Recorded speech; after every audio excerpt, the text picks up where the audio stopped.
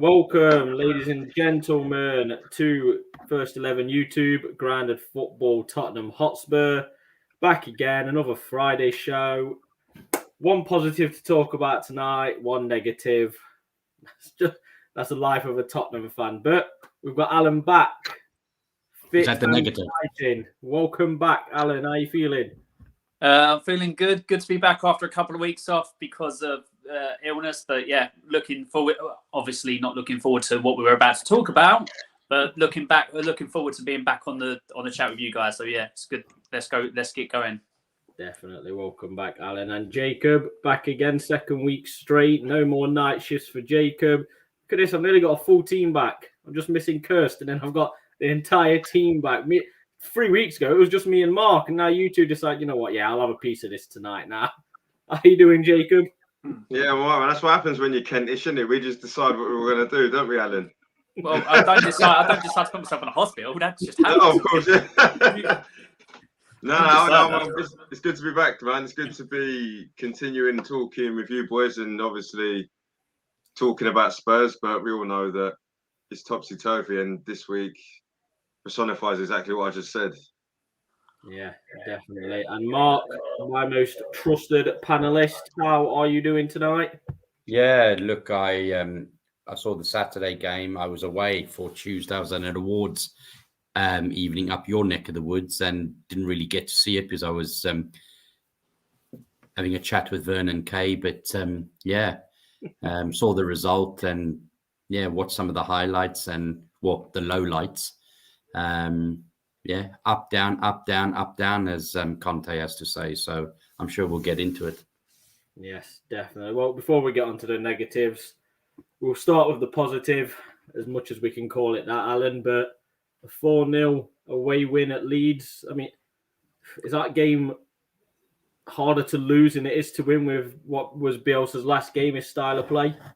Yeah, I mean, I'll be honest. I expected to win that game. They're open completely. That you can get at them. How they didn't see us come to Leeds and Bielsa be like, you know, if we do things differently, if we frustrate them and counter and we can get a result here. They just played the same way, and it was too easy. So yeah, it was a pretty standard performance for anyone going against Leeds. I mean, Kulusevski had a good game. Son, for me, still, although he got on the score sheet, he had a poor game still. Harry Kane looks all right in bits. That finish was amazing. But yeah, I mean, even in that game, sometimes we'll get onto it in Middlesbrough game, but there was a certain player that looks like he was trying, it was just out of his depth even against Leeds. And it's just time for him just to go away because I can't stand him in the Spurs shirt. I'd sell him for a pack of Skittles. That's how bad he is. That's how much what I'd get rid of him for. But he played even worse against Middlesbrough, so I'm pretty sure we'll get onto that. But for me, it was a standard win. Could have been more against Leeds. They were that open, but yeah, good to take the 3 points. It's just a shame that obviously we decided to follow up with that. Yeah, I mean, I know exactly what you're talking about, Alan, and we will dedicate a bit of time on this show to said player. Like they won't mention him by name at the minute. He's not earned that accolade yet. But Jacob, how did you see the win against Leeds? Did you see it as a dominant performance, or did you see it as a bit end to end? I mean, they could have taken a very early lead with I think it was Strauch who got on the end of it and put it just wide. I mean, if you scored that, how would the game have gone in your eyes? Yeah, that's it. My prediction was we were going to lose to Leeds. I had the funny feeling that they were going to score the first goal. So the fact that as soon as we scored the first goal, I kind of took a step back because I thought the more that Leeds are going to put pressure on us and try and score, because that's the only way they know how to play football, we'll go and nick another one. Because as much as we've been in bad form, there'll be players there that were looking to boost their stats. So it was just one of those where it was a good performance, but like Alan alluded to, it's just like I watched them against Liverpool the week before, and I thought, Liverpool are a world-class side, but Liverpool could have scored 12. You know what I mean? So I was thinking to myself, I know we're bad, but if Leeds play like that, we're gonna score goals. So it was an okay performance. You know what I mean? It's a weird one with Spurs because it feels like we win one and lose one. in hindsight, I know we're going to go on to Middlesbrough, but I was expecting us to play Leeds and have the same game we had against Middlesbrough and play Middlesbrough and have the same game against Leeds. I thought the results would be the same way around, but it's the same as what we had with Man City. And who do we play after Man City? I can't even think now. Burnley. There you go. Yeah, so Burnley. So it's like, I was expecting us to not necessarily lose 1-0 to Man City, but to lose that game, comfortably, and then go to Burnley. And even though it's going to be a tough game, I expected us to win that. So Tottenham are just a bit weird at the minute. It's like win, lose, win, lose, win, lose. So it's like, because we won last week and then we lost to Middlesbrough, you're kind of thinking, all right, are we going to beat Everton and then lose to Man United? The likelihood is if you put your money on it and you're a betting man, that's probably what's going to happen. Yeah, likely. I mean, Mark, were Leeds genuinely the best team for us to face after that loss against Burnley? Were they the easiest opponents we could have asked for? You could say so, but I don't know. You can only play the team in front of you. Look at Jacob. He went for a loss, didn't he? After Burnley. So he didn't think. Yeah. He didn't. You went for a 2-1. I think Alan went for a 1-0, and Kirsty went for a 1-1, and I went for a 2-0. So I don't think there was a lot of confidence in us going there. So I thought we played well. The one thing that I'm taking out of the last 3 or 4 games is we play well on counter-attack and teams that press us. We don't play well when somebody's got 8 or 9 players behind the ball. Burnley had that. Middlesbrough had it. And we just can't break people down. But give us somebody that's pressing us, and then all of a sudden we break out from the back. They can't handle us. Honestly, they can't. And especially when you are missing people like Bentancur, when you are missing people like Skip who can, So, I thought there was a lot of great performances against Leeds, and you can only the team. And we knew Leeds, they're never going to change for anybody. They can go 1-0 down, 2-0 down, 3-0 down, and they're just going to keep coming at you. And look, when they played Man United, they went 2-0 down, didn't they? Next minute, they 2-2. And they just kept going. And they could have gone 3-2, but instead they lost the game 4-2. I'm sad Bielsa's gone, because I thought he's a really good manager, and he does things. He's a little bit. I think Leeds have been one of the unluckiest sides in the Premier League, and I don't want to make this about Leeds, but if you look at their injuries, it's been horrific. And anybody that has that kind of injury, so for instance, if you took Kane out, if you took Romero out, and you took maybe one other player out for 4 months, where would we be? So, Leeds, but I thought we played really well. I thought that was one of Kane's best games. I thought Doherty played okay. So yeah, I thought we were okay. But then you think you take that game from the Saturday and you move on to the Tuesday, and you show that same hunger and desire, and what happens? Well, we know what happens. Yeah, I mean, Alan, now that Prime's in the comment section, we'll talk about one of his Irish brethren with a goal for Matt Doherty against Leeds. I mean, I know it's not such a hard thing to ask. I know it's not something, a performance to topple, but is that his best performance in a Spurs shirt? Whether it was 10 out of 10 or 6 out of 10, do you still think that's the best performance we've seen from him? That's his only performance for Spurs. Let's be honest. He's not done anything else. So that's the only performance he's ever. I don't know. He must have had his Weetabix that morning. He must have been feeling good. His missus must have given him, the loving before the night before.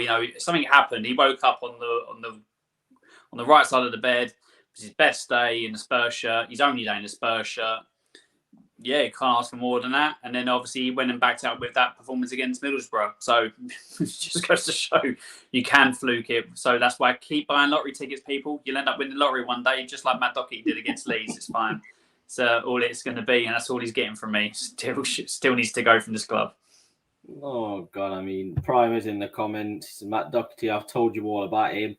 Give him his flowers. No, the only thing he gets from me is a wreath. That's all he gets from me for his Spurs career. He can go. Always good to have you back, Alan. It's nice to have this energy from you. I try. I mean, all right, Jacob, what about the other wing back? How do you think he played against Leeds? Sessegnon, obviously, Reguilon's not had a look in since he's been back. I know Conte mentioned it in his press conference today. I didn't actually hear his press conference, but I've seen some bits on Reguilon. But how do you think Sessegnon's taking his chance? Yeah, Sessegnon did all right, but again, it's like I was happy with his performance, but then you think to yourself, it's Leeds, man. It's like I don't see any other side being that open and allowing Sessegnon to have that game. You know, I was looking through the whole Premier League. You don't see a team that would allow Sessegnon to do that, whether he's on form or not. So I think he had a good game because Leeds allowed him to. I was happy that he did it because I feel sorry for him. He's still relatively young. He come from Fulham as, you know, effectively a goal scoring winger, and then we've bought him, sent him out on loan, and then, you know, kind of said, yeah, you're a wing back, when for me he's a left winger that scores goals. You know, I alluded to it onto it last week that we bought somebody that played for Fulham and that got promoted, scored 20 goals as a left winger, and then we brought him in, sent him on loan, and then brought him back and said, oh, you know what, we want you as a wing back to defend. So it's going to be hard for him to adjust. You know, Conte's a coach that can help him do that because he did the same with Victor Moses. But it was a good performance against Leeds. Just let himself down midweek. But again, like, I'm not going to have a go at him too tough because he's young and he's a young player. You're only going to develop in the team that's going places. And at the minute, we don't even know where we're going. 1 minute we're beating Man City, and the next minute we're losing to Burnley. So if the whole squad doesn't know where it's going, and we've got, you know, top quality players like Harry Kane and Son probably not even know where it's going, how do you expect Ryan Sessegnon to push forward? Yeah, I mean, massive. I mean, Mark, before I get to your question, obviously we've got Prime asking if you would take Callum Hudson-Odoi from Chelsea. It's a no from me. It's no. This is Prime's way of trying to offload players that he is not keen on at Chelsea. I mean, there's no hope. I mean, Mark, obviously, Alan's answered it for all of us anyway with Hudson-Odoi, but the second goal of the game, Kulusevski, some bad defending in it from Leeds' part, but do you think he's had a good start? Do you think he's had more minutes than you expected of him so far? Yeah, but I you know, listen, the kid's 21 only. You know, so I think what he's done, he's got more goals than Thingy's got. What's his name? Lo Celso. And Lo Celso had like 40 games for us. So he's level with Lucas already for the league. Yeah, I don't want to. We seem to do this with players sometimes at Spurs. You know, we laud them. All of a sudden, they get dragged down, and then we really berate them, and they lose confidence. So I think he's had a great start, and long may that continue. And I think under Conte, hopefully he's getting used to his style, but also working with people like Kane and Son. That must be a big plus for him, you know, working with world-class players. I think he'll get to play more with Bentancur and people like that. I think in the summer, when we do, fingers crossed, get some investment, I think I can only see better things for him. He's 21, you know, and that's what I like about him. And he's not scared to kind of dribble past people. He's maybe not as quick as Lucas, but he's got a bit of a footballing brain. You know the Swedes, they do have a bit of a footballing brain. So yeah, I've been quite happy with him, and long may it continue. But I don't want to get overly excited and put him up on a pedestal waiting for him to fall down. So, you know, give him this season to the summer, learn his trade, work with Conte, work with Harry Kane, and I think you'll see the fruits. You know, I think he'll turn into and blossom into a really good player. And at 21, I think he'll kick on. You know, look at Harry Winks. How long's he been with us? How old is he? He just hasn't kicked on. You know, so yeah. That's a dirty name, Mark, on this channel. That's a dirty name to say that is. Yeah, don't. Well, don't. Alan, before I come to the third and fourth goal for you, obviously, Prime's offered out another of Chelsea's players he would like to know if you would take on at Spurs. Obviously, he's out of contract in the summer. Andreas Christensen, is he someone you would think would do well at Spurs from Chelsea? I think he would. He's a decent defender. He's better than what we've got in, like, better than Rodon, better than Sanchez. So it's an upgrade. with Romero and Dyer, well, I think we can still do better than Dyer. I'd take him. I would. But, yeah, apart from that, stop trying to sell players to us, Prime. Well, you're not an agent for Chelsea. Well, give us Conte. we've got Give us Conte. Kante. Yeah, No, we've got Kante. No, give us Kante. You know, I'll take Kante. I'll take anyone in midfield at the moment, just anyone. Tell Prime to give us Kante. I'll take Kante. Yeah, we will get to Prime. There's, like I say, there's comments. After I've asked Alan this, I'll get to the comments from Prime and Ravi with some questions. But Alan, the third and fourth goal, obviously the third goal was sensational, the actual technique from Harry Kane himself. And then obviously the fourth goal was the record-breaking goal for Kane and Son. Do you see that as something for those two to look back on when they retire, or do you think it's just another one of those from Tottenham players where it just don't mean anything? It doesn't.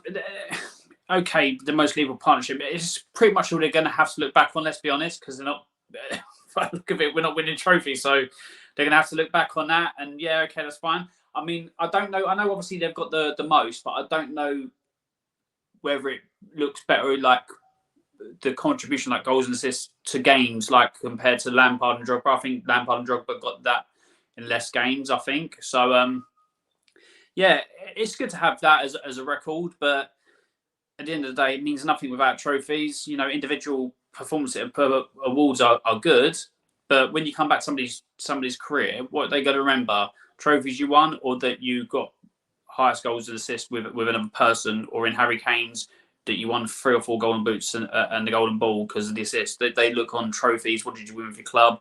And then after a lot of digging, you come back to this type of stuff. So I would rather them not have that and have an FA Cup to celebrate rather than that stat, rather than try and celebrate an FA Cup or a League Cup even, rather than that stat. So yeah, it looks okay, but it's nothing great.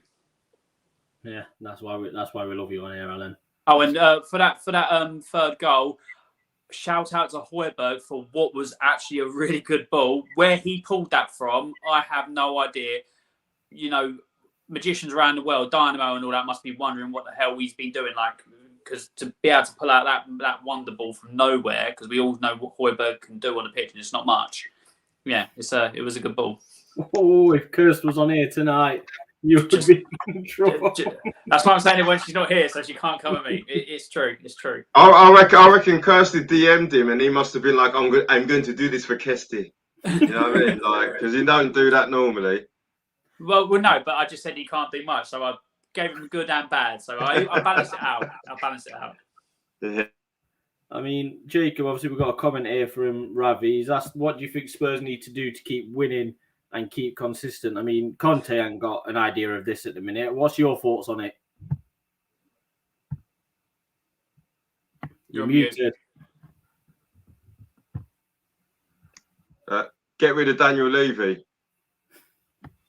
That's the only way. Because for me, it's like, you know, Tottenham, ever since I supported them, every team goes on runs. You know what I mean? If you go from Man City to Man United, Crystal Palace, Fulham, whoever it is, everybody goes on runs. You know what I mean? Because football is built on confidence. But if we're talking about winning, as in winning 4, 5, 6 on the bounce to finish top 4, Tottenham, Man United, Arsenal, West Ham are all capable of doing it because they've all done it this season. But if we're talking about winning, as in establishing yourself as a big club and winning things over the next sort of 5 years, the only way you do it is get rid of. It's either you get rid of Daniel Levy, or someone somehow convinces Daniel Levy to change his mindset and say, you know what, I'm actually going to give a shit about what goes on the grass, because it's pretty obvious for the last 20 years he hasn't given a shit. Because if he did, you'd see at least some sort of difference. You'd see at least more than one League Cup.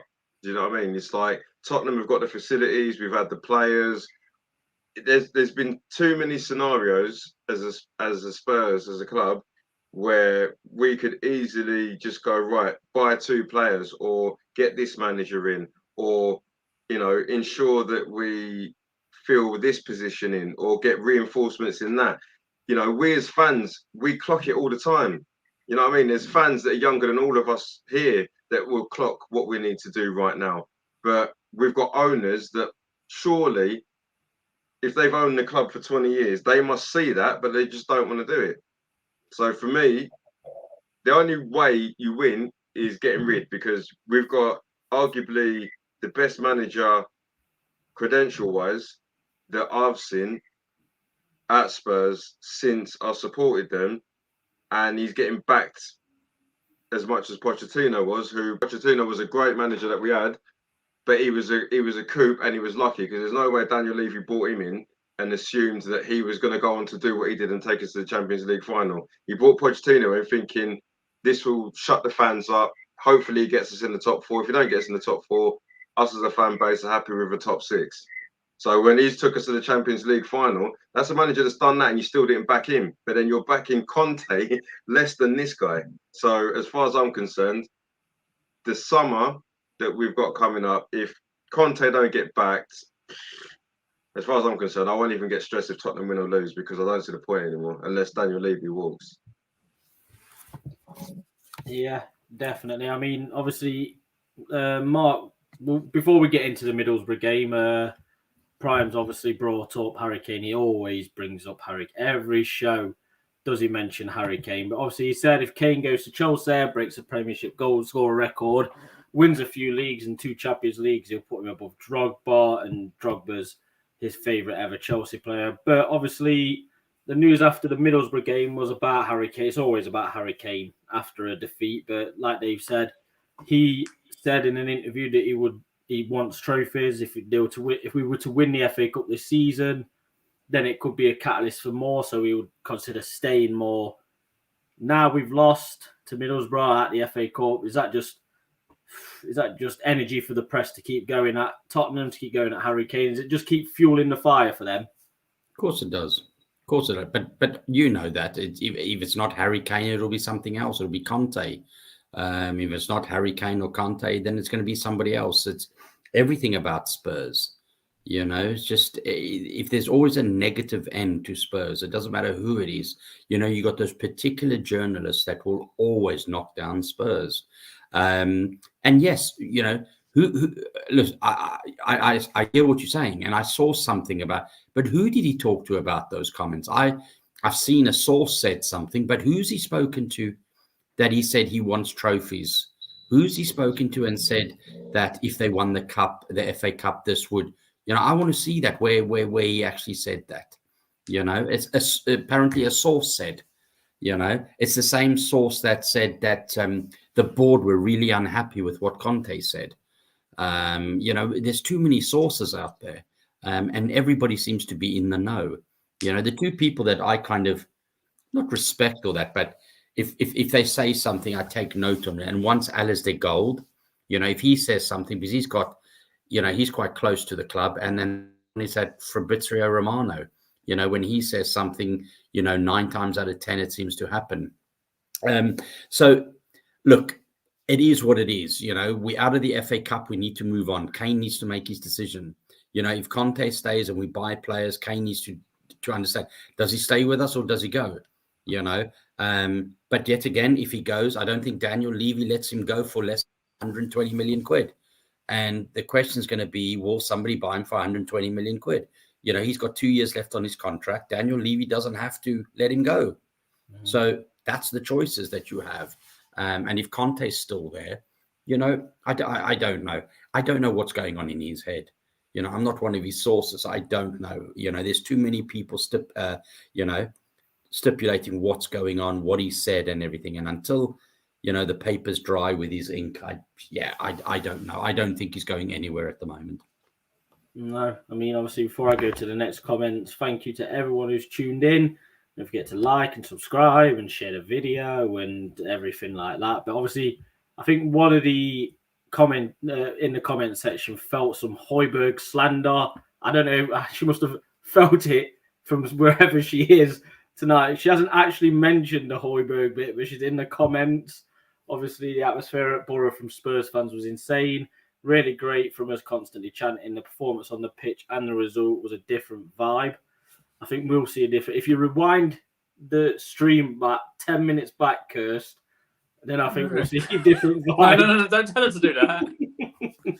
from you. I mean, Alan, I'm going to throw these these 3 comments in here together for you. It's 2 from Ravi, 1 from Prime. It's a bit of both, but obviously Ravi says, do we think Conte will leave if he doesn't get what he needs?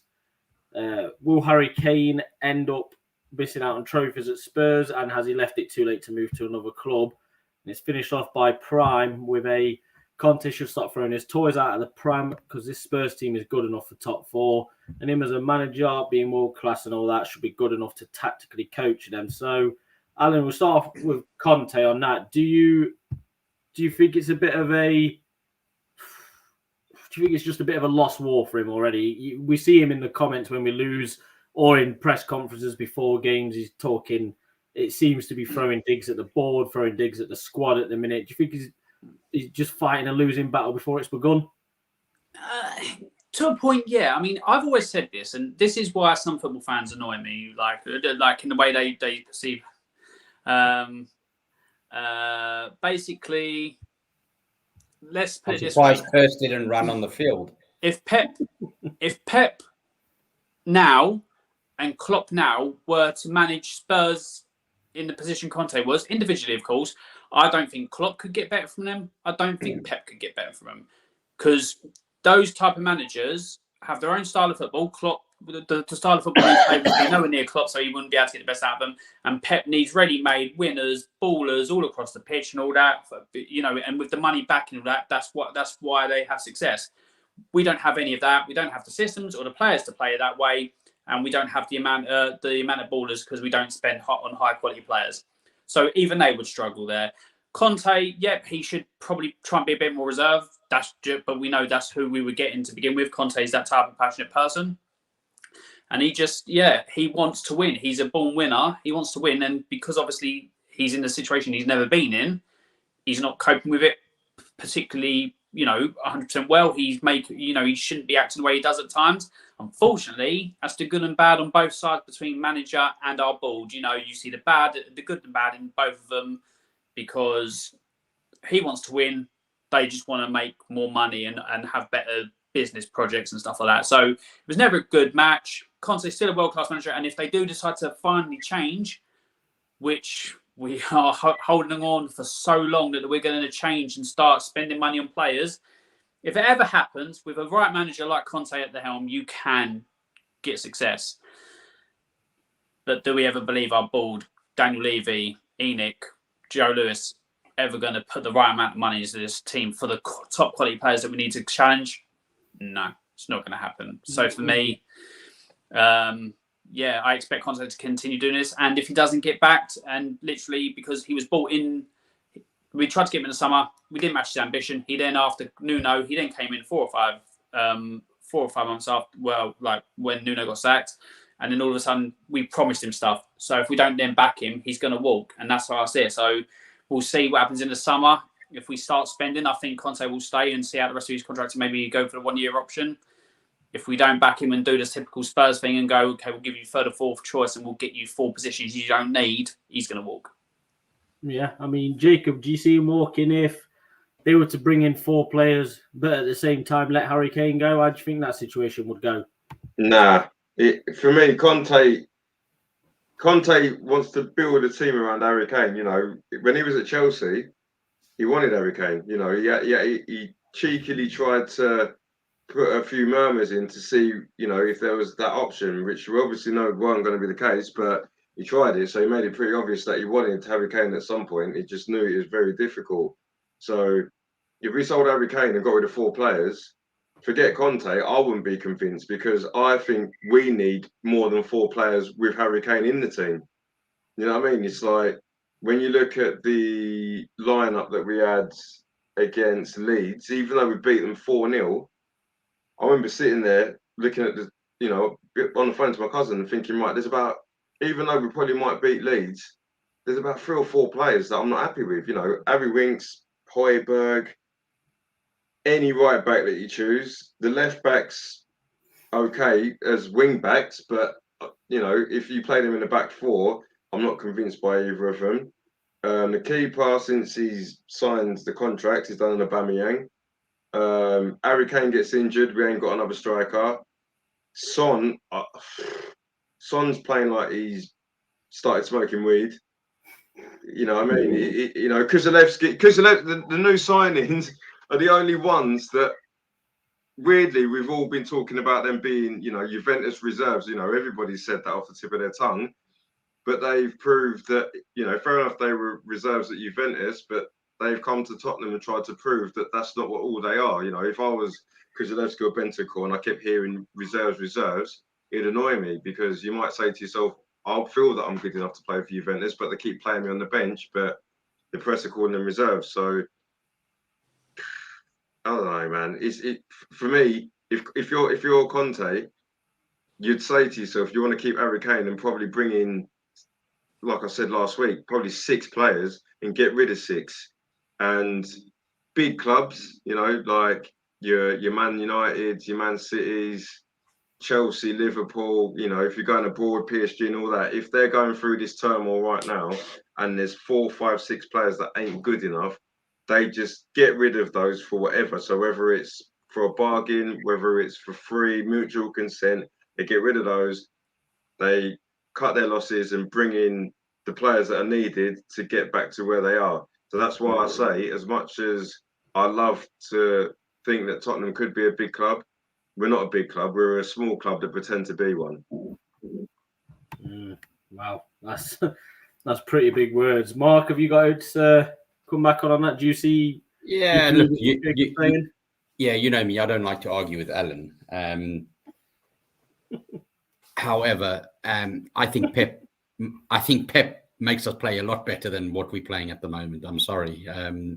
You know, I think Pep plays us on the front foot. Pep lets us take the ball and wait and wait and wait. So I have to differ with that opinion. I think Pep plays us off on the front foot and that kind of thing. You know, I think I love Conte, don't get me wrong, and I think he's an elite manager, but some of the games he needs to stand up and be counted as well.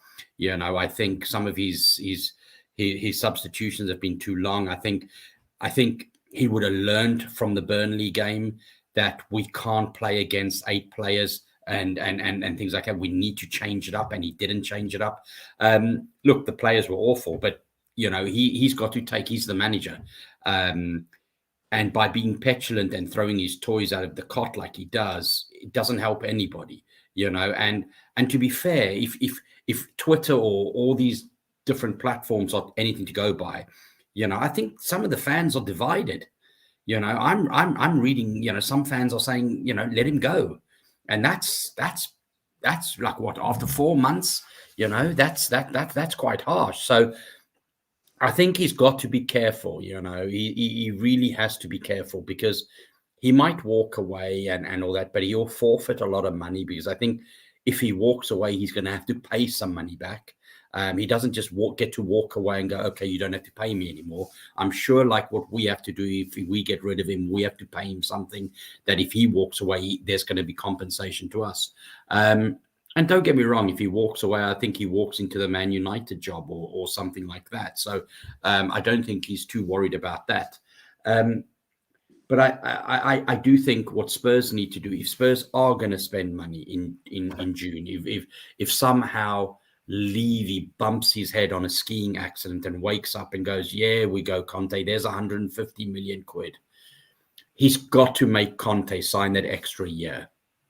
You know, we can't go in the summer just for 1 year. He's got to make him sign that extra year. So there's a 2-year period that we've got Conte, because as much as Jacob says, and I agree, get 6 players in, and that's never going to happen. You don't, even in the summer, you don't get 6 in and 6 out. That will be the biggest ever in all Premier League history. Moving 6 on and bringing 6 good players in. You know, so I think there's going to be I think you can get 3 or 4 really, really top players, but I think moving 6 on and getting 6 in, I don't think it's going to happen in the summer. And I think you will have to have January. So I want him to sign that year extension before we flag the money to him. Because what I don't want is we give him 150 million quid. He buys the players he wants. He walks. We get Pochettino in, and Pochettino's going, this is not what I want. Okay, so obviously I have to come back to Mark about this thing. So for me, Pep will have us playing different because he plays a different type of football to Conte. But he will not have us playing better, and here's why. What does he have at Man City? He has a false nine, but he has quality players like Sterling, like Grealish. He's got Foden, and then he's got Jesus. The midfield to back up is Kevin De Bruyne, Bernardo Silva, Gundogan, and a great back line that obviously presses. So that's what he has, so they can play his style. Okay, we've got a good Kane and Son, and Kulusevski looks decent. Midfield, non-existent, couldn't play the Pep way. They'd be bypassed way too easily, and our defence is shocking, would get bypassed way too easily. So Pep could have us playing differently on the front foot, but we'd pretty much be like Leeds, shipping goals at the back because of just how bad we are in those positions. So Pep would have us playing differently to what we are now, but it wouldn't be better. It wouldn't be better. It wouldn't improve us. It wouldn't move us up the table because of the lack of midfield and defence that we have. It's as simple as that. I agree with Alan as well, because if we remember correctly, do you remember when Pep came in and took off the squad from what's his name, Pellegrini?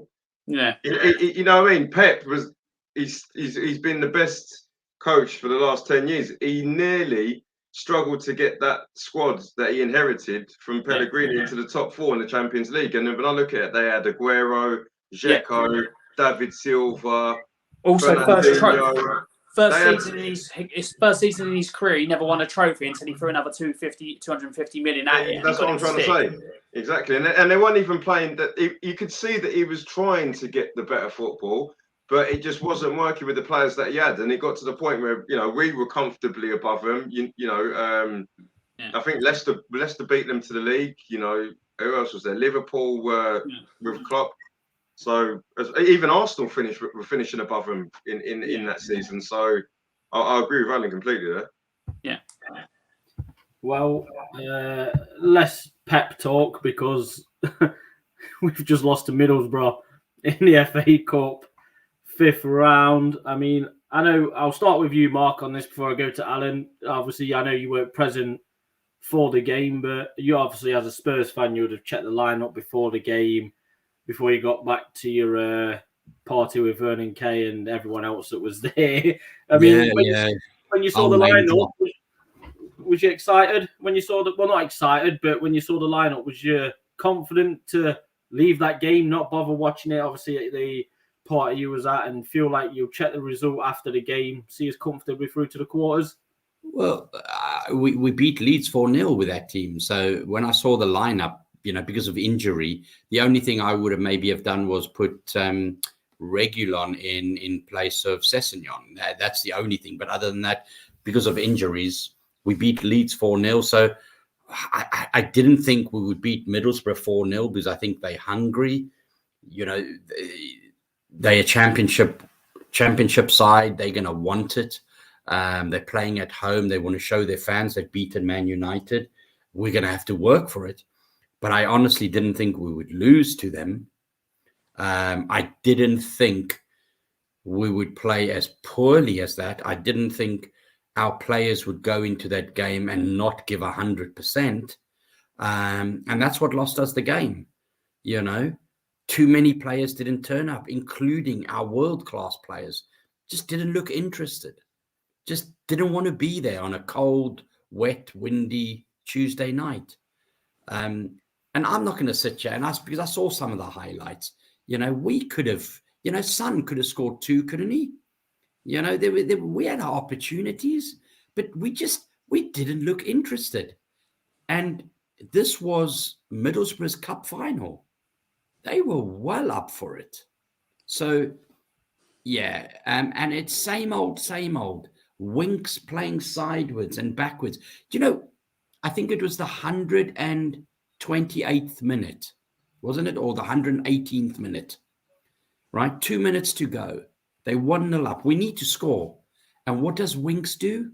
He doesn't know what to do, kick it up. So he just plays backwards, gives it. Dyer has to kick it up. And then all of a sudden, So we didn't deserve it. There was no heart in it. And I think Conte's resigned. Because I was so surprised with when he came out. Did you see his face? I don't think he's got any fight in him anymore. I don't think he didn't want to get angry with it. You could see, I think maybe he's been told, listen, get angry inside, but not at a press conference. Because if I know Conte, his head must have been like a volcano. Yeah. You know? And it's like today he's come out, I don't know if you've heard, but he's thrown the medical team under the bus, which I actually agree with. Because I think our medical team are awful. And if you look on the What's the Name documentary, the All or Nothing, you can actually see these guys, they think they rule the roost. They don't talk to the coaches. They don't explain what's wrong, how long. And Conte's come out with it today. Have a listen to his press conference. Right at the end, he throws the medical team under the bus, saying how poor they are. They don't communicate. It's easy to be a doctor in the Premier League. Yeah. It's actually quite interesting listening to him. And then when I remember watching the All or Nothing documentary and seeing when these guys were in the recovery, these doctors don't really talk to the managers. And, you know, the manager says, okay, well, can I play him? It's like, no, you listen to me. I'm the doctor.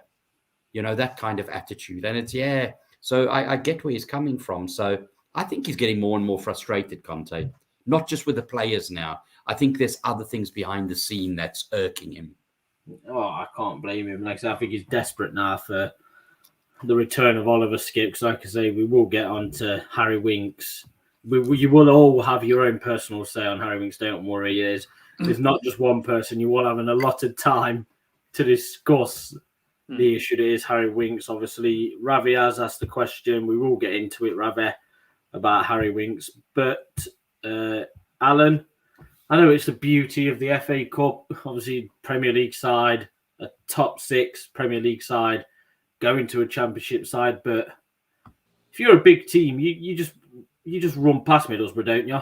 Put yourself in the next round of the cup, take Kane and Son off at half time, see the rest of the game out.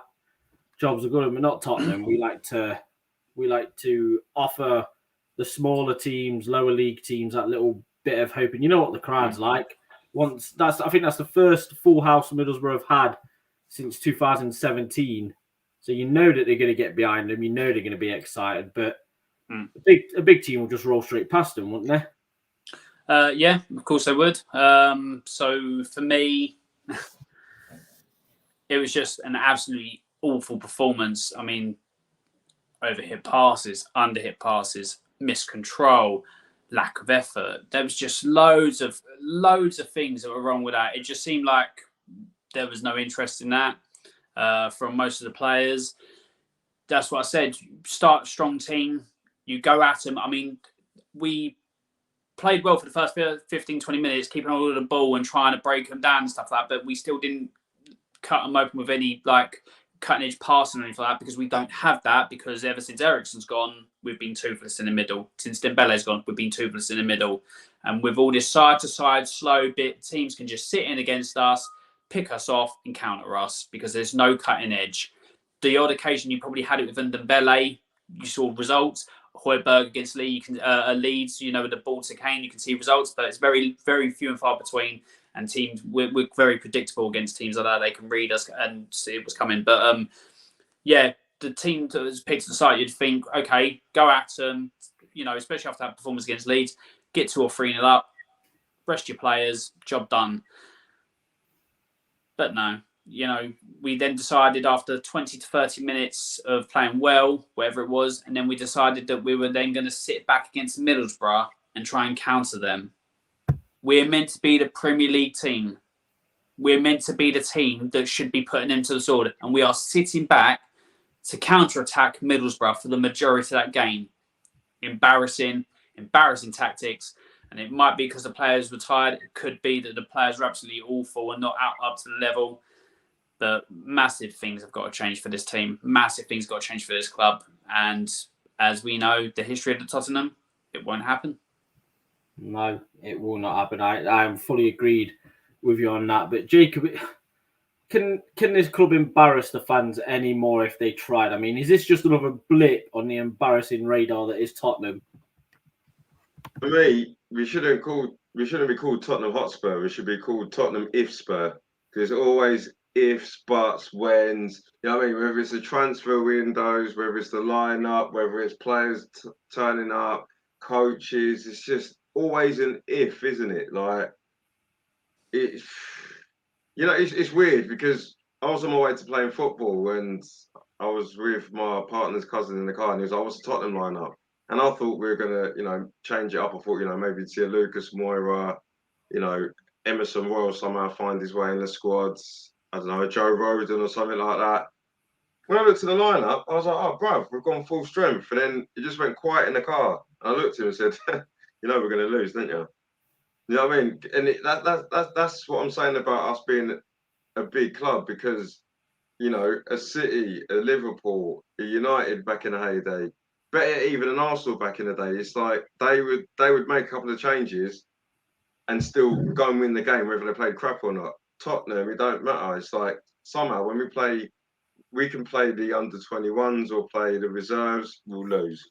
We'll play Harry Kane and Son, we'll lose. Do you know what I mean? There's only, since Daniel Levy's been around, I think there's only been one set of players that when we've played a Middlesbrough or we've played a Fulham or we've played a City, I've walked around with my chest held high and thought, you know what, we might not lose, but we might not win, but we won't lose. And that was Pochettino's squad. And even with that squad, we didn't win anything. We always bottled it somewhere along the line. We just bottled it further along the line in the semi-finals. So, Middlesbrough, like you said, as soon as you found out it's a full house, it was just, you looked at the performance and you thought, what's that? Like, I missed the first hour, but then I came back and thought to myself, you know what, I actually want to watch the first hour. And you're thinking to yourself that if I was a scout and Daniel Levy said, right, watch this game and decide whether you're going to keep some of our players or, you can only pick someone on that pitch. All of a sudden, I'd be like, right, can we do a swap deal with Harry Winks and Johnny Howson? Do you get what I'm saying? Like their right back, I can't remember what his name was. I'd be like, well, him and Emerson Royal would do a swap deal there. Do you know what I mean? The youngster that came on, I'd be like, all right, can we do a swap deal with him and Brian Gill? But we're talking about players there that are worth apparently 60, 70 mil, and Middlesbrough probably paid about 4 or 5 mil for the three of them. But I'd swap them right now. Do you get what I'm saying? There's players in the Championship that are making our players look so stupid. You've got Spence, for instance, like, Bayern Munich all of a sudden are sniffing around him. Like in the January transfer window, why didn't we go for him? But now it's like, not only is he potentially going to Bayern Munich, would Bayern Munich come to our squad and buy anybody? Harry Kane's our best player. Would they swap him with Lewandowski? No. Does Son get swapped with Gnabry on his form? No. It's like, we've got no players that the elite in Europe or England would want. But apparently we're going to get Champions League football somehow. Well, I'm not even talking about Champions League. That's just gone. This season now is just a free-for-all. But, Mark, I mean, going on to players like Jacobs just said about nobody wanting. I mean, we don't want Harry Winks. Who on earth would want Harry Winks? Oh, I'm sure some of the teams down the lower end of the league fighting. Your Burnleys, your Wolves, well, maybe not Wolves, your Watfords, people like that, Norwich. There could be teams like that will take him. I know Everton were interested in him. Now they've got Van der Beek and Delhi, so maybe that's. But I think, listen, I think he can do something for a team down that end. But yeah, he's just he has to leave us. He has to.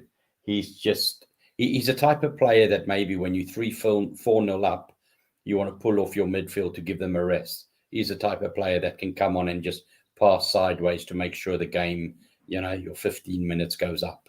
But other than that, he's just well. And look, he's not the only player. He's not the only player, but he's just not. He's just not for us. He's not top 4, top 6 kind of a player. He needs to be moved on. Yes. Why would Burnley? The why problem would is Burnley want Harry Winks? Because he's got the right attitude. Why would Burnley want Harry Winks? Burnley employ men to play football, like physical people. They don't want a boy in that midfield that's going to do nothing. Well, no, Burnley would laugh at Harry Winks. Well, maybe they need to employ footballers when they're sitting third and they're going to be relegated. Okay, you know what I mean? But they still wouldn't have Harry Winks. Maybe they need to employ footballers and not thugs. Harry Winks is a footballer now, is he? Maybe they would be sitting 10th then, or 8th. Harry Winks is a footballer. Really? But don't say that Burnley won't take him when they're sitting 3rd and they're about to be relegated. But who in their right mind? Burnley would not. Burnley are going to survive. Hold on. No. Burnley would not take Harry Winks. Burnley bypassed the midfield most of the time anyway. Burnley played physical football with they lump up to the strikers, physical to bring the wingers in and everything like that. Harry Winks would get bypassed on that team. He's a child on the pitch. He got bullied and he was like a schoolboy against Middlesbrough. He is not good enough even at that level. For me, Everton came in, I think, for 25 million. And Daniel Levy has to hold shame for trying to get 40 million out. And they said, no. You want to put him in a team like that, that's fine. Let him go to an Everton or let him go to a Newcastle. But he's not going to go into that Burnley team because he's a schoolboy trying to play a man's game. He just needs to go. Teams will take him. The bottom 6 or 8 teams will take Burnley him. Won't take him. And not 40 million. Norwich he would do good at a team like Norwich, Everton, or Watford because they try and play ball. But Burnley would laugh at him. Not just Burnley. I said Watford. I said Everton. I said all these teams. Yeah, but the bottom 8 teams will take him. I didn't disagree with that. I disagree with the Burnley thing. But Burnley they would sign Harry Winks. He'd come up to the Burnley team and they'd be like, go get my water. You know, he's a water boy for them. That's all Harry Winks is, like, for that Burnley team. But Burnley would laugh at him. He's not good enough. He hasn't been good enough. And for some Spurs fans to wax lyrical about him for one performance against Real Madrid, when pretty much the rest of his Spurs career has been awful, he's got one type of pass, put my foot through it and hope for the best. All he does is sideways. The occasional time he puts a forward ball. Have you noticed that we have been toothless, especially when teams play low block against us, because he hasn't got the killer ball? He pretty much, even his goals, the last couple of goals, is because he's overhit them and they've gone in luckily. He brings nothing to us, and for whatever reason, we keep him at this club. I have no idea. Well, he must have nudes on Daniel Levy for us to keep him at this club. He must have something on Daniel Levy. Well, no, he hasn't. Still be at this club. But according to you, we've got one of the top 3 managers on the planet, and yet he plays him. So clearly, you and I know more than Conte. Where did I say Conte was one of the 3? I said he's one of the best 3 probably in the league. Up there in the league, not in the world. Not in the world. Over the world, in the world, he's probably, I'd say, top 10, top 15, top 10. Wow. Yeah. Name 9. But hold on. You're trying to throw this little caveat in of name 9 better than him. Hold on. There's no caveat. Hold on. Yeah, there is, because let's have a look. The only reason Harry Winks is in this team is because of injuries. That's the caveat. So he's saying he's still playing him. He's having to play him because we've got nobody else to play. That's why he's playing. But Conte played him even when Ndombele was there, and this guy's a gifted player who was a baller by all accounts and being paid 200,000. Oh my God! But yet Conte put it in context. Ndombele wouldn't run, so he didn't play. Dele had a really poor attitude. Harry Winks is good and he does the attitude. You're really saying that Harry Winks is the way forward for Spurs? Is that what we're saying? I'm saying, what did I say? So you're basically fighting for Harry Winks. So you're saying Harry Winks is the way forward for this midfield to be in that Spurs team and progress Spurs? No, I've not said that. Then why are we having I've not said that. I've just told you one of the most elite managers on this planet trusts him. That's why he plays. He trusts him. Yes. I think he has no choice. He didn't trust him. Do you think Ndombele? Hold on. Do you think Ndombele is better than Winks? Yes. He's just got a bad attitude. No. You said, is he better? Ndombele is a better footballer. He's got a bad attitude. Because Harry Winks is good and he'll try and he'll run. Yes, he's got nothing else. So what does Conte do? Does Conte trust him more than Ndombele? Because he's got bad attitude. That doesn't matter. No. You're claiming stuff like that. He's got no ability on the ball. He doesn't do anything to progress Spurs. He can't do anything. Ndombele in his worst period for Spurs is better than Harry Winks has ever been for Spurs. Absolutely, but he never got a game for Conte. But he didn't get a game for Conte, so it makes no difference. He did get Conte. He just had a really bad attitude. That's the reason why he went. Oh, well, Harry Winks has got a really good attitude. He misses his passes. He gets bullied off the ball like a school kid. No, I'm sorry. Harry Winks needs to get out of this club.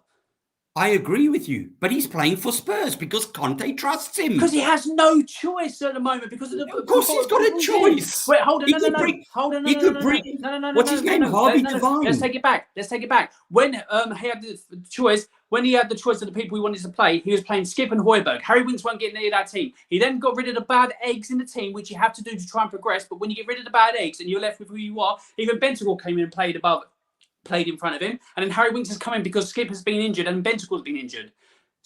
Harry Winks has played the odd game, but that's in rotation. He's not gone. Where has Conte gone and gone? Harry Winks, you're my guy. You're playing every game. Hasn't happened. No, but I'm sure he said. Listen to his press conferences, and I can pull them out. 3 times he's turned around and go, Harry Winks, I can really trust this guy. He's my guy. Because you do it to motivate. He said, hey, hold on. He said in the same thing about Eric Dyer in the back three could be one of the best centre backs in the world. Come on, it's to try and motivate his team. It's not actually saying that's what they are. Come on, it's to motivate them. Come on. When you try and next get a see bit out of Conte, them that they ain't doing. when you next see Conte, yeah, because you know Conte, it's just telling. Can you be a little bit clearer to us fans? Let's take it back to the Dane Scarlett. Let's take it back to the Dane Scarlett comment. He's brought one of the best to come out of the youth academy. If that's the truth, why did he get more than 4 or 5 minutes against Middlesbrough? Why has he not played? Because it's to try and motivate him, to try and get a bit more out of them. But they haven't played because they're not good enough. Or they've been playing badly for Spurs, so you're trying to get more of them. Do you know, I think you need to go manage them. I think Conte out and Allen in. Thanks, Because Brian. you know more than Conte, honestly. I'm not saying I know more than Conte. But no, I'm not saying I know more than Conte. How am I saying I know more than Conte? He's having to play him because he's got no choice. Because he has no choice. You've just sat there and said Winks is useless, but Conte thinks he's decent. To motivate him, to get more out of him. It's to encourage him. And I'm random saying you're better than what you are to try and get more out of him on the pitch. But he's only playing it because we've got no one at the moment. If we didn't play Winks, at the moment with the injuries we've got, if we didn't play Winks, we'd have to play a 4-1-4-1. That's what we'd have to play. Will Conte play that system? Will Conte play that system? Will Conte play a 4-1-4-1? No, he won't. No. Give Alfie Devine a game.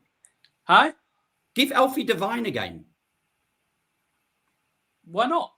I'd rather see Alfie Devine. Why doesn't Conte? I'd rather see Alfie Devine.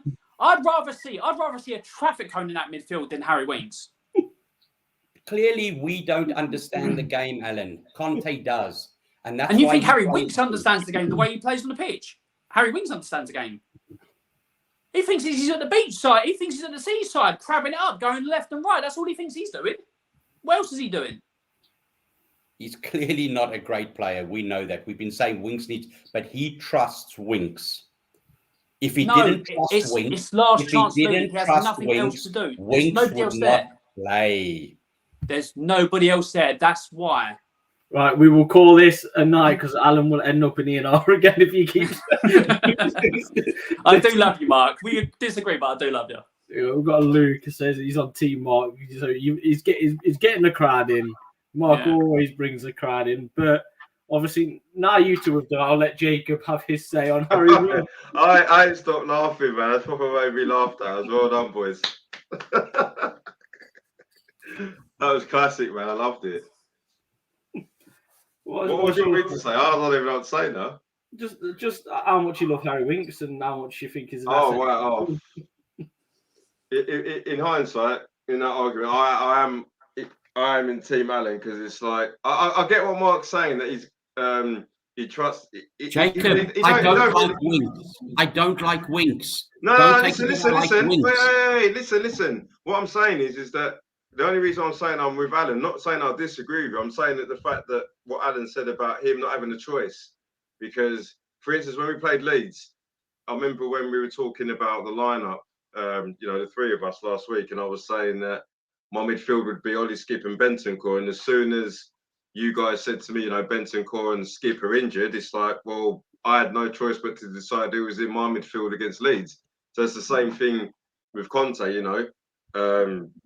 we haven't got anybody else that, if Conte had other options, I'd like to think that he'd explore them. But it's like, you have to put Winks in there because he's the only person along with Højbjerg that can play in that position. And in hindsight, even Højbjerg's somebody that I don't want in the team because he's been lacking quite recently. But with Harry Winks, it's like if I'm gonna flip it and not be so negative on him, I think the reason why we loved Harry Winks is because when we were playing under Pochettino, we were playing pressing football. It was about the quick passing. It was 4 touches and then we were in on goal.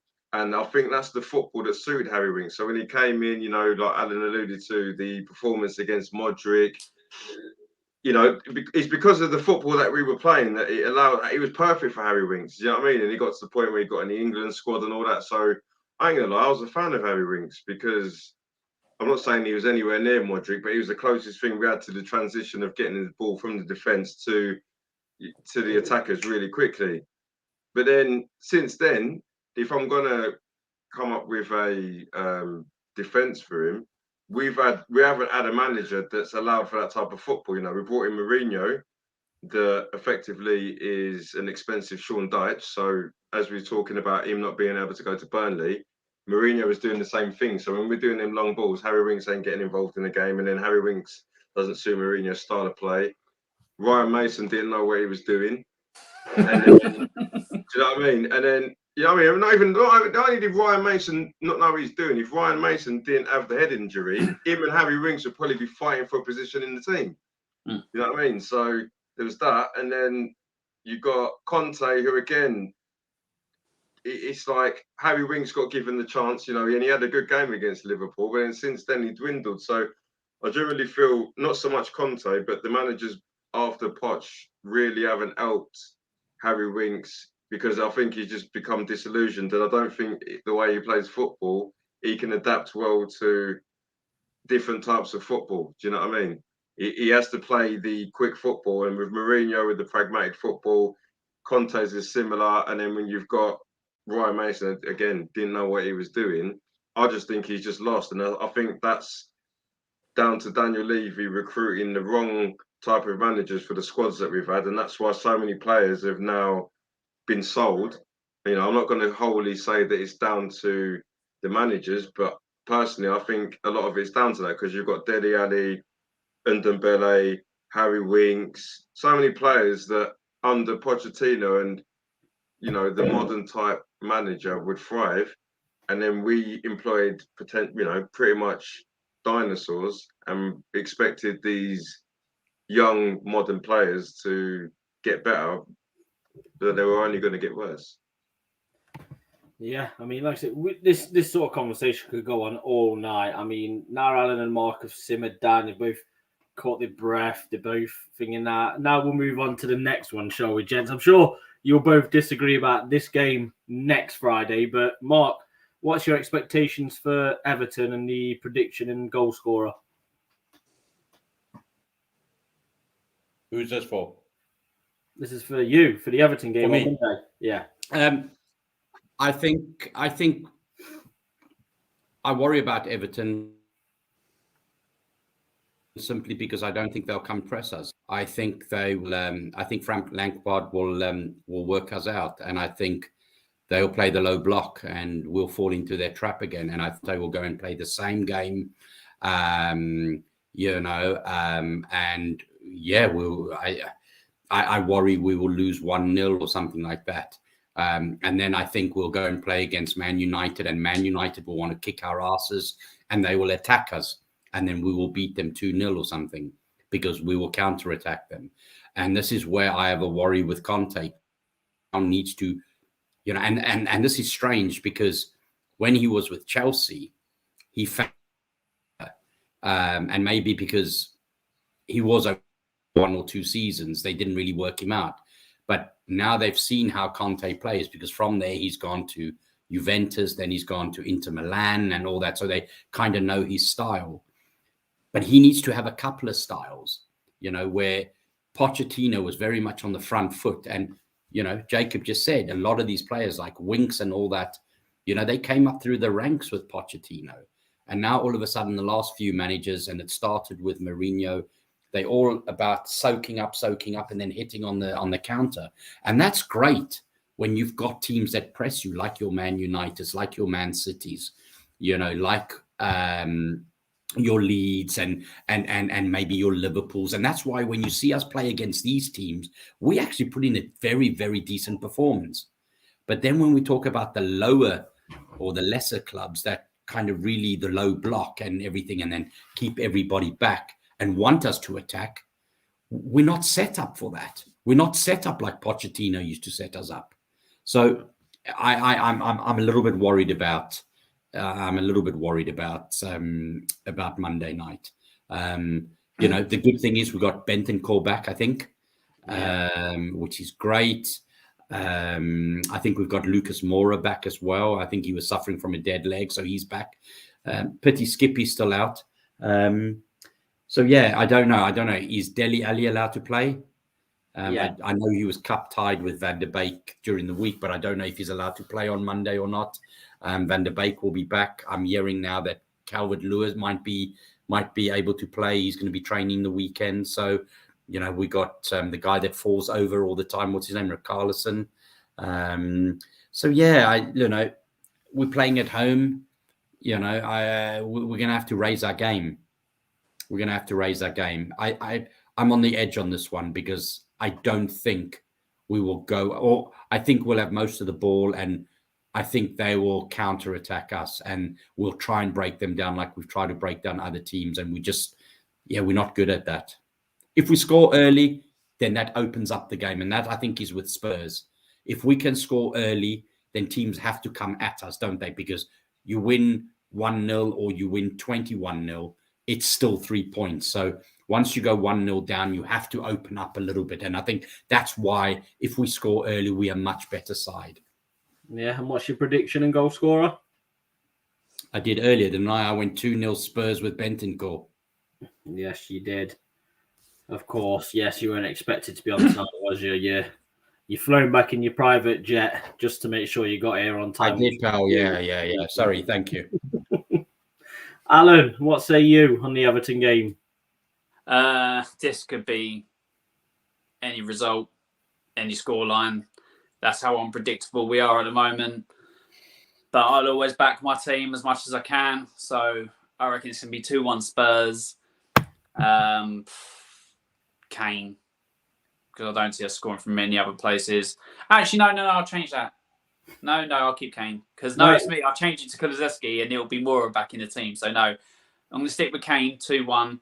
And just as a rebuttal on something Mark said, just to think like that, Conte does have different systems, 3-4-3, 3-5-2. And when it had to come against Man City, he went with a 6 at the back and countering. So he can adapt and do styles. It's just unfortunately with the 3-4-3 and the 3-5-2, we don't have the players that can cut teams open like he did when he was at Chelsea and control the game, and we just don't have that. So if we were to buy in the summer and get them players in, we might see a better team. But unfortunately, it's just not happening at this moment in time because we don't have the players. Yeah, well, hopefully the summer changes that. And Jacob, why doesn't he drop Kane into the midfield and play Sonny and Lucas or Sonny and Bergwijn up front? Just to try it up, just to give somebody, because we're all lauding Kane about how I think he does do that with the 3-4-3, and Kane does drop more than but that's because we've got no creativity in the midfield. Then again, that's why Kane drops. Kane's probably created more in that team. Oh, absolutely, I agree. All season than our midfield combined. Why not play him there as a position and then see how it goes? What's he got to lose? We've got a lot to lose as a Spurs team if our best centre forward is playing in midfield. That's like Ronaldo going centre midfield. It just you might be able to create, but who's banging them in? Because Son ain't scoring. Son's looked awful in front of goal, and Moura has recently. Well, from what I do see where Mark comes from. I do see where I get where you're coming from, because you take De Bruyne out of the Premier League. Harry Kane's the best. I don't know. I'll say Harry Kane's up there with De Bruyne in terms of passing. Some of them passes and crosses that he puts in, I'm thinking there's not much difference between, because De Bruyne hasn't really set the world alight this season. So I won't go as far as saying he's the best up there, but to play. By all accounts, wasn't when Bergwijn came on, wasn't he for 10, 15 minutes? Didn't he look the sharpest out of everybody when he came on? Yeah, I agree. Yeah, he did. Yeah. He did change the game a little bit. I don't know. I'm trying to think of different things where, if our best playmaker is Kane, who is our forward, and we don't have anybody with, especially with low block teams, try it out. What, at the end of the day, what do we have to lose? If it doesn't work, take Bergwijn off and put Kane back up, and then bring Winks on. This is what the recruitment of Spurs does to us as fans, because we're actually talking about our best, probably the best striker one of the best strikers we've ever seen. And we're talking about him playing in midfield because our recruitment's been that bad. Absolutely. Do you know what I mean? If you were playing Football Manager, would you put Harry Kane in centre midfield? No, you'd just be like, how much have I got in the kitty? 50 million. I'm going to go and buy an attacking midfielder.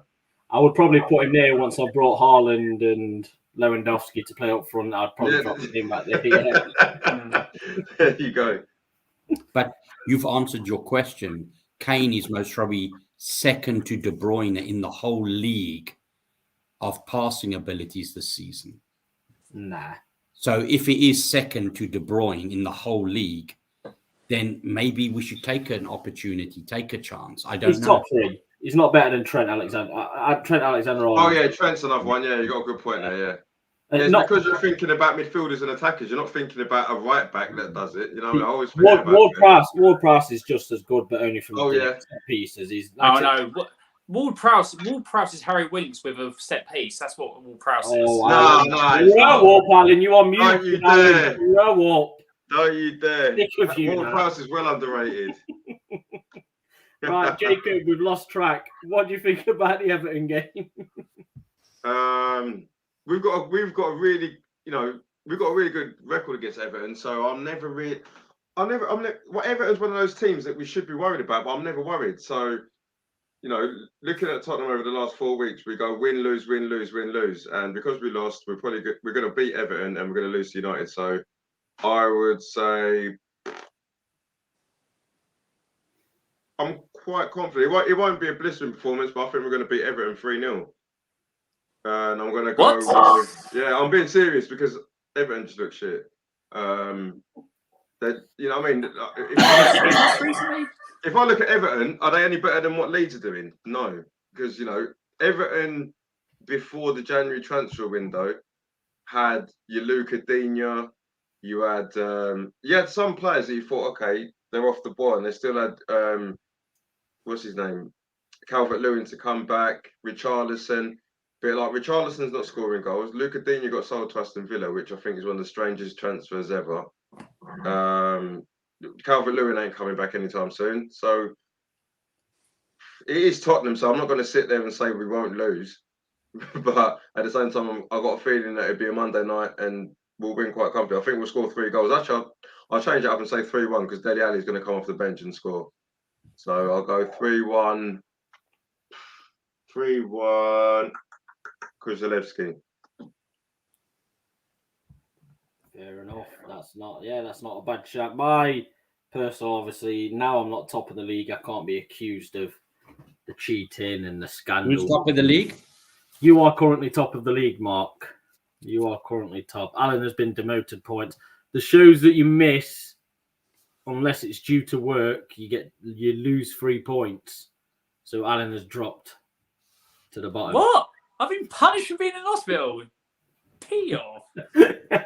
Obviously, Jacob was fine. Jacob had to work night shift, so Jacob's not lost it. Jacob's actually gained points for having to miss the streams. So it's just Alan that's dropped. And obviously, Cursed is not being dropped points because it's cursed. She don't need to be dropped points. It's literally just that.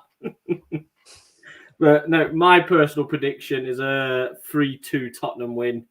I think it'll be another 3-2 Kulusevski, and I'll predict Romero red card in that game as well. I think Richarlison will wind him up so much in that game. The old Brazilian-Argentinian rivalry. I can see him snapping Richarlison. I think he will be sent off. To paraphrase Bruce Forsyth, you get nothing for a red card. Not in this game. No red card. That's no Brucey bonus for you. You don't get anything for that if it comes true.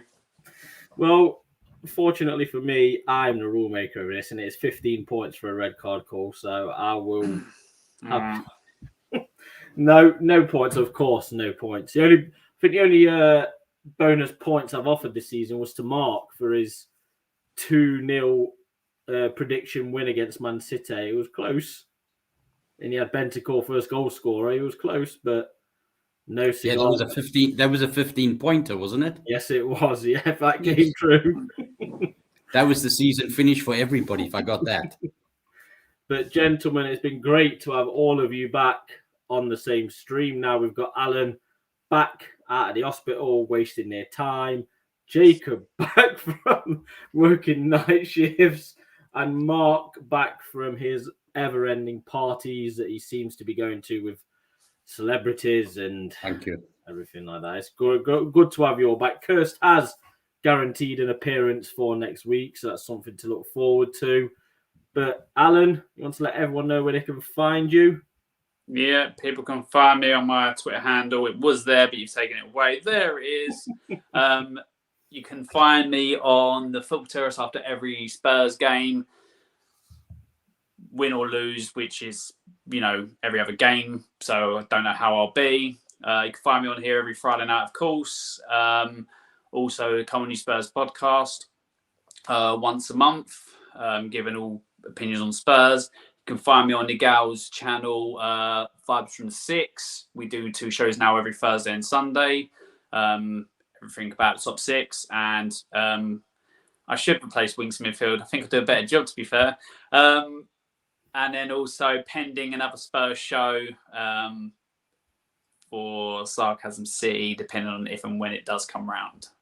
I think Prime's onto something here, Alan, to be quite honest. He's not far from wrong, is he, Prime? It's something we've got to look at. So, Will you start watching Chelsea play, Alan? I'll watch all teams play, mate. I'll watch most football. And before I do go to Jacob, I do think if Alan was in the midfield for Spurs, you'd see a supporter in Mark run onto the pitch for a 2-footer challenge just to wipe Alan out in the middle of the park. Oh God, I would pay money. I would pay to see that. I would. Not Tottenham prices. I wouldn't pay Tottenham prices. But you ain't getting no freebie. You're paying Spurs prices. If you're in midfield, Alan, I'm expecting a box on your behalf. Huh? Or my own personal supporters box in the stadium on your behalf. The crap you give me, you ain't getting nothing for free. We'll do the podcast. We'll do the podcast from that box as well. That's what we're saying. Jacob, okay. Great to have you back again. Now it's back permanent every Friday. Do you want to let everyone know where they can find you? Yeah, so again, if every Friday on here, I spoke to Carl on coys.com, so hopefully, on a month-to-month basis, I'll be on coys.com as well, and I'm getting my one back up this week, so there's a show that I've got of myself called The One Up Top, and I'll be doing some more stuff on Tottenham, football in general, and doing, small bits on score predictions and things like that, so just watch out for what I'm going to do in the next couple of weeks. Yeah, that's something we'll all definitely promote when we've got exactly where it's happening from Jacob. Mark? And I just saw that comment there from Prime. No, not a dig, Prime. Just jealousy, pal. Pure jealousy. I'm just jealous of Chelsea, if I'm honest. I wish we had all your trophies. So my son's a Chelsea fan, so I get it in the back all the time. So no, not a dig at you, pal. Just jealousy. That's all right. They're losing their owner anyway. So at least I'm quite honest with that. Actually, they've beat us in that as well. They're actually getting rid of their owner before. To be fair, if we did beat Middlesbrough, we would be facing Chelsea now, wouldn't we? Yeah, that's just so it really didn't matter. Where can you find me? Only here, pal. I don't go anywhere else. I'm in such demand that I cannot afford to go anywhere else. I'm very loyal to you, Ryan. Although you put me right at the end. Gotta save the best till last, Mark. They do say that. They do say that, pal. Yeah. No, they do say that. I need Alan to listen to your wise words and the loyal. Takes no notice, though, does he? Oh my God, this has put me to sleep almost as much as Harry Winks' performances of late. He's like my children. They just don't listen. Thank you all very much. As for myself, Twitter handle is there. Every Monday on coys.com podcast, YouTube. Now it will go on podcast on the Tuesday. We will obviously be doing this show on the Tuesday due to the Monday game with Mickey Hazard as well. He's coming on Monday, so something to look forward to. If we lose, it's never something to look forward to. I'm sure you'll see these gentlemen on there, like they say, it's in the rotation on Course.com, especially on YouTube now as well. It's a lot easier, and I think everyone prefers YouTube. Alan, you look a bit confused. Did you not know there was on YouTube now? No, I knew it was on YouTube now. Yeah, I was looking confused at you. I'm used to it, Alan. I'm more than used to it. But thank you all very much. We will be back next Friday with hopefully a discussion on a win against Everton and the huge Man U game coming up. But gentlemen, thank you very much, and I will see you all next Friday.